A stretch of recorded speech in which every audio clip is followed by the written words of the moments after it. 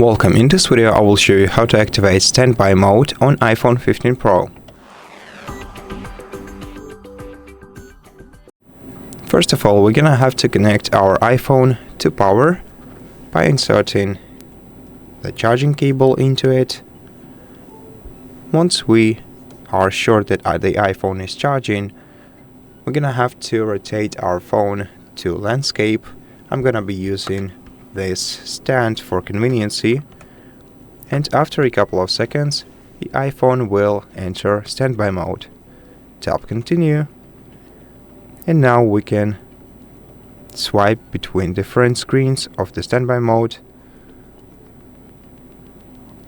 check different widgets,